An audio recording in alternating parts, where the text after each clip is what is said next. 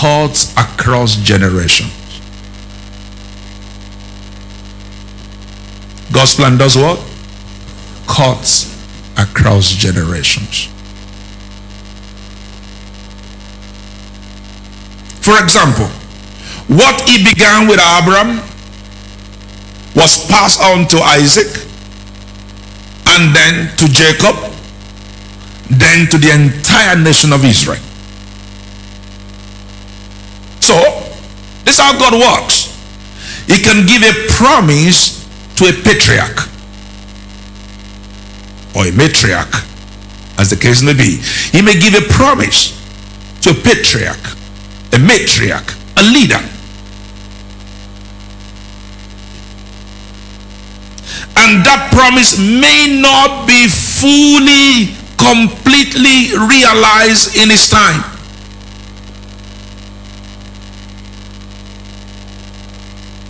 Only for God to get those things done completely in succeeding generation. I guess you picked that when Pastor Baker was saying that some people receive the promise, they believe the promise, but what? No, how was the word? Because I've used the word receive.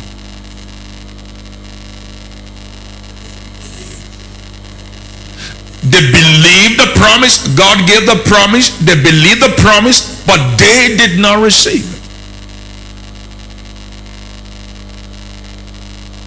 This is my current revelation, my understanding of how God works. God can give a promise to a patriarch, a matriarch, or what he wants to do in that line, and in his sovereign will, maybe the totality of all of that may not be realized by that patriarch or that matriarch. Let's quickly read Acts 7:1-5. This is very, very important. And once I lay this background, this foundation will gain speed. Acts 7:1-5.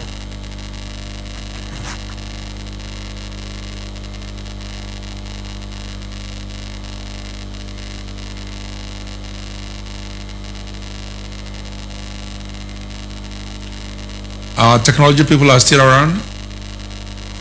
The what is what? Projector is off. Who put it off? Yeah, because there's still a session going on. Okay. Projector is off. Your Bible is not off. All right. Acts 7, while they are trying to turn on the projector. Acts 7. From verse 1. Then said the high priest, are these things so? And he said, men, brethren, and fathers, hearken. The God of glory appeared unto our father Abraham when he was in Mesopotamia, before he dwelt in Charan, and said unto him, get thee out of thy country and from thy kindred, and come into the land which I shall show thee. Then came he out of the land of the Chaldeans, and dwelt in Charan. And from thence, when his father was dead, he removed him into this land, wherein ye now dwell. And he gave him none inheritance in it, no, not so much as to set his foot on. Yet he promised that he will give it to him for a possession, and to his seed after him, when as yet he had no child. This is almost like a contradiction.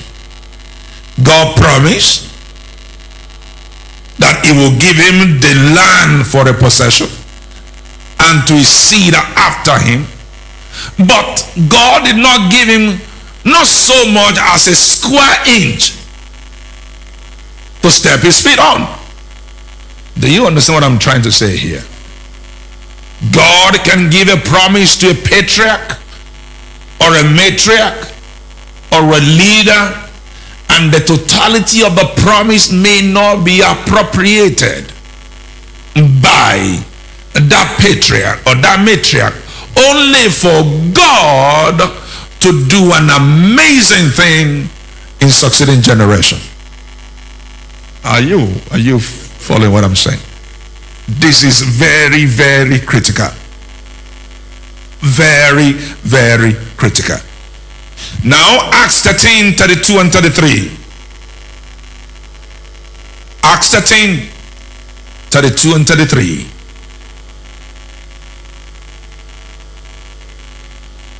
And we declare unto you glad tidings, how that the promise which was made unto the fathers, God has done what? I can hear you. The promise which God made unto the fathers, God had fulfilled the same unto us, their children. Now what I'm trying to say is this, that God gave you a promise and you did not see in the totality of that promise come to pass, does not mean God has failed or the promise has failed. Because when God is treating you, he's not treating you in isolation, he's treating you as a generation.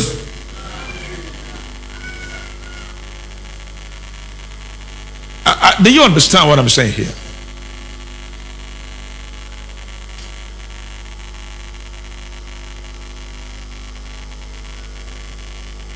So he may start a thing with you, you may see a segment of it, but the fullness of it, it's not cast in concrete. God may make you see a great dimension of what he has said, but at some time it could be in succeeding generation. The promise that God made to the fathers, that is, he made it to Abraham, he made it to Isaac, he made it to Jacob. The same promise he made to them, now he has fulfilled in the children. So as far as God is concerned, fulfilling the promise in the children is as the same as fulfilling it in the fathers. Or do you understand what I'm saying here? Okay, let me say this. Let me bring church dimension to it. What's the name of this church now in Houston? Joel Osteen. The Lakewood Church. The senior Osteen labored so hard in the ministry in the 70s and all that before he died. That entire church was a tiny little church. A fantastic man of faith, a man of integrity, a man that was highly respected.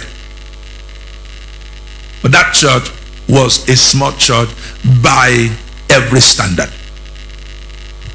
And then Joel Osteen, I'm not sure Joel Osteen preaches like his father. He doesn't teach like his father. Joel Osteen just come to exhort. Don't mind the devil. Let's just keep praising God. Let's just keep our hand and our hope in him. Tomorrow will be better than today. And Joel Osteen does not preach 1/10 of the revelation his father preached. What's responsible for the outbreak, for the result? The promise which he made to the father is now fulfilling in the son.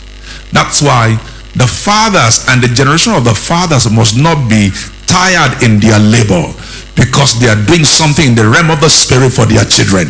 Whether in the physical sense or in the spiritual, the principle is the same. I don't know whether you understand what I'm talking about here.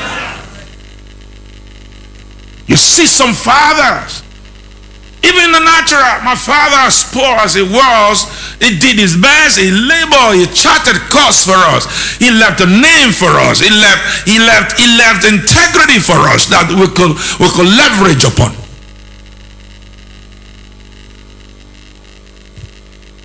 The promise which he made to the fathers, he has now fulfilled in the son, on the children. So listen to me carefully now. That the principal job of a patriarch and And the people of his generation. Now take note, that's very important. The principal job of a patriarch, a leader, a matriarch, I don't know what you want to call it. The principal job of a patriarch and the people of his generation is to have a clear blueprint of what the dynasty or the lineage will look like. Am I speaking? Let me bring it home. Let me break it down here.